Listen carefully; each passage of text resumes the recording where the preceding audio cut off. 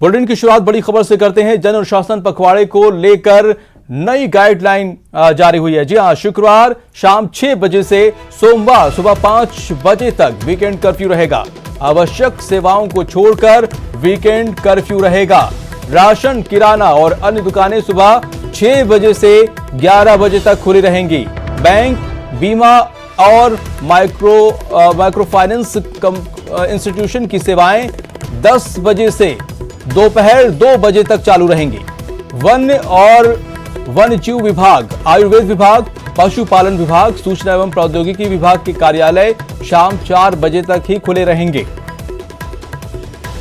तो बड़ी खबर इस वक्त ही आपको बता दें, कोरोना की नई गाइडलाइन जारी हुई है। जन अनुशासन पखवाड़े की नई गाइडलाइन के मुताबिक शुक्रवार शाम 6 बजे से सोमवार सुबह 5 बजे तक वीकेंड कर्फ्यू रहेगा। आवश्यक सेवाओं को छोड़कर वीकेंड कर्फ्यू रहेगा। राशन, किराना और अन्य दुकानें सुबह 6 बजे से 11 बजे तक खुली रहेंगी। बैंक, बीमा एवं माइक्रो फाइनेंस इंस्टीट्यूशन की सेवाएं जो हैं वो 10 बजे से दोपहर 2 बजे तक चालू रहेंगी। इसके अलावा वन्यजीव विभाग, आयुर्वेद विभाग, पशुपालन विभाग, सूचना एवं प्रौद्योगिकी विभाग के कार्यालय शाम 4 बजे तक खुले रहेंगे। और ज्यादा जानकारी के साथ प्रेम हमारे साथ जुड़ चुके हैं। प्रेम, क्या कुछ जानकारी है नई गाइडलाइन में? देखिए, मैं आपको बताना चाहूंगा, जन अनुशासन पखवाड़ा के तहत गहलोत सरकार ने कुछ रियायत दी है और सरकार के इस निर्णय से दुकानदारों को बड़ी राहत मिली है।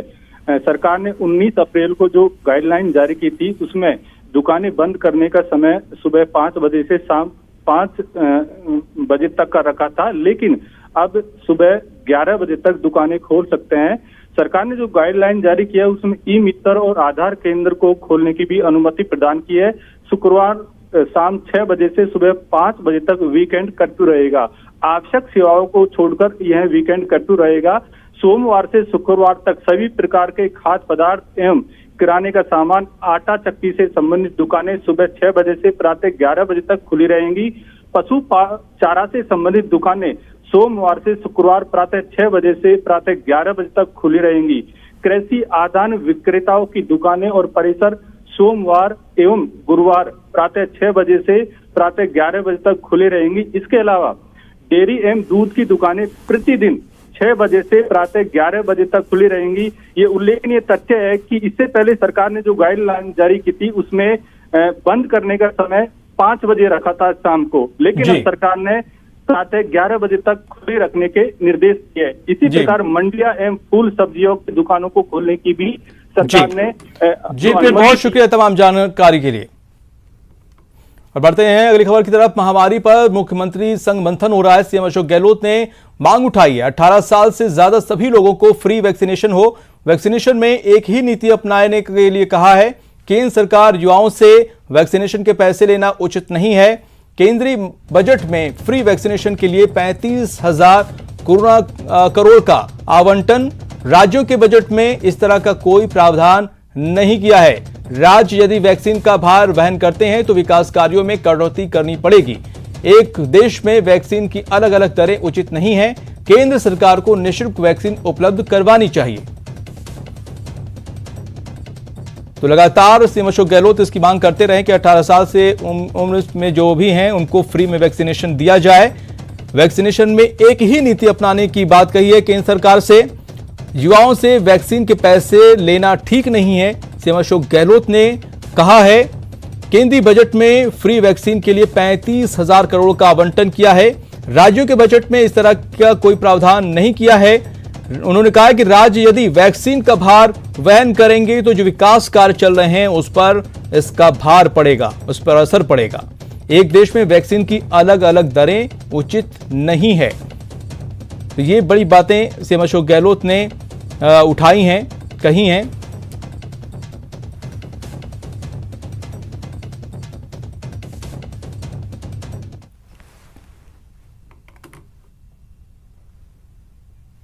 और चलिए अब आपको कोरोना से जुड़ी अपडेट आपको बता दें कि मरुधरा में आज फिर वायरस का महाविस्फोट हुआ है। 24 घंटे में आंकड़ा बढ़ के 15,000 से भी पार पहुंच गया है।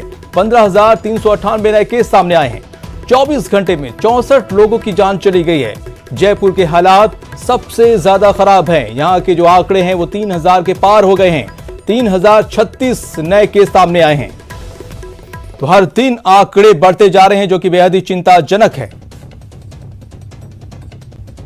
तो आप देख सकते हैं कि किस तरह से 24 घंटे में मरीजों की संख्या 15,398 पहुंच गई है। मौत का आंकड़ा भी 64 पहुंच चुका है। तो लगातार जो संख्या है वो बढ़ती जा रही है और लगातार वायरस का विस्फोट होता जा रहा है। इस पर कंट्रोल नहीं हो पा रहा है। लगातार तमाम कोशिशें की जा रही हैं, लेकिन तमाम कोशिशें नाकाफी साबित हो रही, नाकाम हो रही हैं और लोग भी लापरवाही कर रहे हैं, जिसकी वजह से ये आंकड़े बढ़ते जा रहे हैं। और चलते हैं, अब देखते हैं अपनी खबर टॉप 10 फटाफट अंदाज में। जन अनुशासन पखवाड़े के तहत राज्य सरकार ने नई गाइडलाइन जारी की है, जिसके मुताबिक शुक्रवार शाम 6 बजे से सोमवार सुबह 5 बजे तक वीकेंड कर्फ्यू रहेगा। इस दौरान आवश्यक सेवाओं को छूट रहेगी। किराना और अन्य दुकानें सुबह 6 बजे से 11 बजे तक खुलेंगी। नई गाइडलाइन के मुताबिक बैंक, बीमा और माइक्रो फाइनेंशियल इंस्टीट्यूट की सेवाएं सुबह 10 बजे से दोपहर 2 बजे तक चालू रहेंगी, जबकि वन्यजीव विभाग, आयुर्वेद विभाग, पशुपालन विभाग, सूचना एवं प्रौद्योगिकी विभाग के ऑफिस शाम 4 बजे तक खुले रहेंगे। पीएम मोदी ने कोरोना को लेकर मुख्यमंत्रियों के साथ बैठक की, जिसमें सीएम अशोक गहलोत भी शामिल हुए। बैठक के बाद सीएम ने ट्वीट कर बताया कि मीटिंग में उन्होंने केंद्र से आवंटित लिक्विड ऑक्सीजन और रेमडेसिविर के बारे में भी पीएम को ब्रीफ किया है। मुख्यमंत्री कोविड रिलीफ फंड में दानदाताओं और सरकारी कर्मचारियों ने खुलकर सहायता राशि जमा करवाई है। कोविड से मुकाबले के लिए विशेष रूप से गठित इस फंड में 609 करोड़ 53 लाख की कुल राशि जमा हुई है। प्रदेश में अनाथ एवं उपेक्षित बच्चों की देखरेख, संरक्षण और पुनर्वास के लिए जिला स्तर पर सामूहिक देखरेख योजना शुरू की जाएगी। मुख्यमंत्री अशोक गहलोत ने अभिनव पहल करते हुए सभी जिला मुख्यालयों पर एनजीओ एवं सिविल सोसाइटी के समन्वय से गोराधाय ग्रुप फोस्टर केयर योजना के संचालन को मंजूरी दी है। वहीं राजधानी के अस्पतालों में ऑक्सीजन की किल्लत के मामले में आज जयपुर हाईकोर्ट ने सुनवाई से इनकार कर दिया है। कोर्ट ने कहा है कि इसी मामले में सुप्रीम कोर्ट सुनवाई कर रहा है, ऐसे में सुप्रीम कोर्ट जाकर अपना पक्ष रखना चाहिए। राजधानी सरपंच संघ के प्रदेश प्रवक्ता जयराम पलसानिया ने मुख्यमंत्री अशोक गहलोत को पत्र लिखा है। उन्होंने मांग की है कि मौजूदा स्थितियों को देखते हुए 15 दिन का लॉकडाउन लगाया जाए। वहीं दूसरे जिलों, राज्यों और फिर विदेश से लौट रहे लोगों को 14 दिन क्वारंटीन किया जाए। जयपुर में कोरोना के इलाज के लिए अब बेड की कोई कमी नहीं होगी। जयपुर में नया कोविड केयर सेंटर तैयार किया जा रहा है। ये कोविड सेंटर टोंक रोड पर बिलवा में राधा स्वामी सत्संग परिसर में तैयार किया जा रहा है, जहां 500 बेड का इंतजाम रहेगा। इस सेंटर में ऑक्सीजन, दवाइयां, लंच, डिनर समेत सभी इंतजाम रहेंगे। ये कोविड केयर सेंटर 26 अप्रैल तक तैयार होगा। जेडीए के आयुक्त गौरव गोयल को इसकी जिम्मेदारी सौंपी गई है। जयपुर में कुल 64 सरकारी और निजी अस्पतालों में कोरोना मरीजों का इलाज किया जा रहा है, जहां 5,765 बेड कोरोना मरीजों के लिए आरक्षित किए गए हैं, जिनमें 1,777 बगैर ऑक्सीजन युक्त बेड और 2,884 ऑक्सीजन बेड हैं। 447 आईसीयू और 447 वेंटिलेटर्स बेड हैं। कोटा रेलवे मंडल के 30 कर्मचारी कोरोना पॉजिटिव पाए गए हैं, जिसके बाद रेलवे कर्मचारियों में हड़कंप है। कोटा में 24 घंटे के दौरान कोरोना से 6 मरीजों की मौत हो गई। इसके साथ कोटा में कोरोना से मौत का आंकड़ा 233 पर पहुंच गया है। कोचिंग सिटी कोटा में ऑटो यूनियन ने अच्छी पहल की है और मरीज तक ऑक्सीजन सिलेंडर मुफ्त में पहुंचा रहे हैं। कोटा में जन अनुशासन पखवाड़े की सख्ती से पालना हो रही है। मरीजों की तादाद बढ़ने के बाद कलेक्टर ने और सख्ती दिखाई है। अब सुबह 8 से दोपहर 1 बजे तक ही दुकानें खोलने की इजाजत है। वहीं मेडिकल की दुकानें दिन भर खोलने की अनुमति है। कोटा में कोरोना गाइडलाइन की अवहेलना पर इलाके में 3 दुकानों को सीज किया गया है। साथ ही इस दौरान एक व्यक्ति को बिना मास्क के बाजार में घूमने पर 500 रुपए का जुर्माना लगाया गया। जन अनुशासन पखवाड़े के दौरान रात के समय शादी समारोह में कैटरिंग का काम करके आने वाले लेबर और हलवाइयों को कोरोना गाइडलाइन के दौरान परेशानी का सामना करना पड़ रहा है। इसको लेकर हलवाई कैटरिंग व्यवसायियों ने कलेक्टर को ज्ञापन सौंपा है। कोटा में कोरोना के डर के कारण लोगों ने अंतिम संस्कार में जाने से दूरी बना ली है। इतना ही नहीं, मौत के बाद रिश्तेदार पड़ोसी ढांढस देने भी नहीं पहुंच रहे हैं। ऐसे में समाजसेवी मनोज जैन आगे आए हैं और शवों के अंतिम संस्कार में मदद कर रहे हैं। कोटा के राजीव गांधी इलाके में एक बहुमंजिला इमारत में आग लग गई। आग स्काईलाइन बिल्डिंग में लगी है, जिस पर कड़ी मशक्कत के बाद आग पर काबू पाया गया। आग लगने से बिल्डिंग में रखा सामान जलकर खाक हो गया। पोलैंड में हुई यूथ विश्व मुक्केबाजी चैंपियनशिप में कोटा की अरुंधति चौधरी ने गोल्ड मेडल जीता है। अरुंधति 69 किलोग्राम भार वर्ग में यूथ बॉक्सिंग में विश्व की नंबर 1 खिलाड़ी बन गई हैं। भरतपुर जिले के ज्यादातर बैंक कोरोना संक्रमण को दावत दे रहे हैं। सेवर में बैंक के गेट के बाहर लोगों का जमावड़ा लगा हुआ है। शादी का सीजन है, लिहाजा पैसे निकालने के लिए लोगों की लंबी कतारें लगी हुई हैं। लेकिन बैंकों में संक्रमण की रोकथाम के लिए कोई इंतजाम नहीं है। यहाँ न तो कोई टेम्परेचर गन है और न ही सैनिटाइजर, और तो और यहाँ सोशल डिस्टेंसिंग की धज्जियां उड़ रही हैं। कमोबेश सभी जगह ऐसे ही हालात हैं। भरतपुर के डी कस्बे में कोरोना गाइडलाइन की खुलेआम धज्जियां उड़ती नजर आ रही हैं। अस्पताल में बैठे लैब टेक्नीशियन और स्टाफ खुद बिना मास्क के नजर आए। बीकानेर के पीवीएम हॉस्पिटल के कोविड सेंटर में वार्ड अटेंडेंट की लापरवाही मरीजों की जान पर भारी पड़ सकती है। कोविड सेंटर में भर्ती मरीजों के अटेंडेंट ने वार्ड से निकलते ही हॉस्पिटल परिसर में ही पीपीई किट फेंक कर चली गई। बीकानेर में बसों की संख्या में कमी के कारण बसों में यात्रियों की भीड़ लग रही है। आज रोडवेज केंद्रीय बस स्टैंड पर टिकट के लिए लंबी कतार लगी रही। वहीं निजी बसों में यात्रा के लिए भी लोगों की भीड़ देखने को मिली। बीकानेर के खाजूवाला में सीमा जन कल्याण समिति ने पोस्टर वितरण कर कोरोना गाइडलाइन की पालना के लिए लोगों को जागरूक किया। बीकानेर के कितासर गांव के पास चीनी की बोरियों से भरा ट्रक पलट गया। हादसे में सामने से आ रही सफारी कार भी क्षतिग्रस्त हो गई। बीकानेर के पीवीएम अस्पताल में ऑपरेशन थिएटर में सांप निकलने से हड़कंप मच गया। स्नेक कैचर मोहम्मद इकबाल ने सांप का रेस्क्यू किया। जोधपुर के रेजिडेंशियल अस्पताल में 65 बेड्स अभी भी ऑक्सीजन का इंतजार कर रहे हैं। यहां सभी वार्ड्स में ऑक्सीजन की पाइपलाइन फिट है, लेकिन ऑक्सीजन की सुविधा नहीं है। कोरोना गाइडलाइंस की अनदेखी पर जोधपुर नगर निगम की टीम ने सब्जी मंडी में कार्रवाई की और सड़क पर बैठकर सब्जी बेचने वालों का सामान सीज किया। जोधपुर के सेंट्रल जेल में कैदियों की दादागिरी इतनी बढ़ गई है कि अब जेलर और प्रहरियों से मारपीट शुरू हो गई है। ताजा मामला गुरुवार रात की है। सर्च अभियान के दौरान मोबाइल पकड़ जाने पर कैदियों ने मारपीट की। अजमेर में सुबह से ही बेवजह सड़कों पर घूमने वालों के खिलाफ पुलिस की सख्ती साफ देखी गई। सभी प्रमुख चौराहों पर पुलिस ने बैरिकेडिंग कर लोगों के चालान काटे, साथ ही उन्हें सोशल डिस्टेंसिंग और मास्क लगाने के लिए जागरूक किया। उदयपुर में बढ़ते कोरोना के प्रभाव के चलते एक बार फिर आयुर्वेद विभाग ने भी पहल शुरू की है। शहर के सिंधी बाजार इलाके में आयुर्वेद विभाग द्वारा काढ़ा वितरण कार्यक्रम को शुरू किया गया है। बड़ी तादाद में लोग काढ़ा पीने के लिए पहुंचते हैं। नदीम श्रवण के श्रवण कुमार राठौर का निधन हो गया। कोरोना वायरस से संक्रमित होने के बाद उनकी तबीयत काफी खराब हो गई थी और उन्हें काफी गंभीर हालत में अस्पताल में भर्ती कराया गया था। वो महज 66 वर्ष के थे। तबीयत खराब होने के बाद श्रवण को अस्पताल में वेंटिलेटर सपोर्ट पर रखा गया था, जिसके बाद उनकी तबीयत काफी गंभीर हो गई। उनके दिल की धड़कन बढ़ गई थी और सांस लेने में तकलीफ होने लगी थी।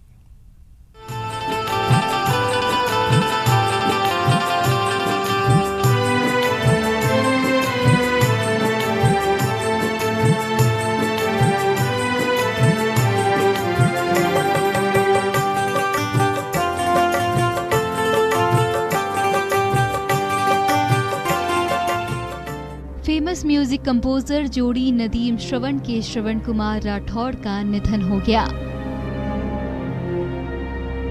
कोरोना वायरस से संक्रमित होने के बाद उनकी तबीयत काफी खराब हो गई थी और वो गंभीर हालत में अस्पताल में भर्ती थे।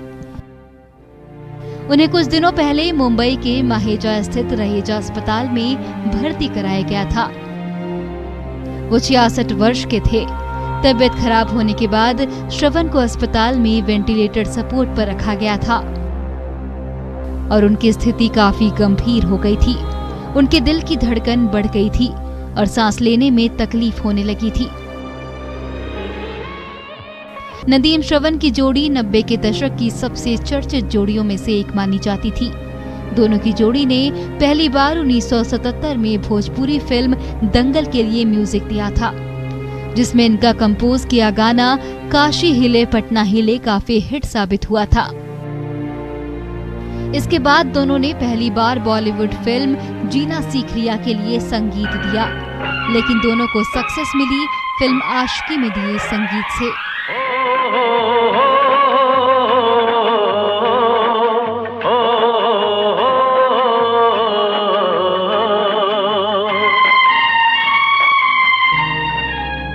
बॉलीवुड में नदीम श्रवण के संगीत का दबदबा था। नदीम सैफी अपने साथी श्रवण राठौर के साथ मिलकर नई नई धुन तैयार करते थे। फिल्म आशिकी में उनके रोमांटिक गानों की धुन बेहद फेमस हुई। इसी फिल्म के बाद नदीम श्रवण की जोड़ी टी सीरीज के गुलशन कुमार की पसंदीदा जोड़ी बन गई थी।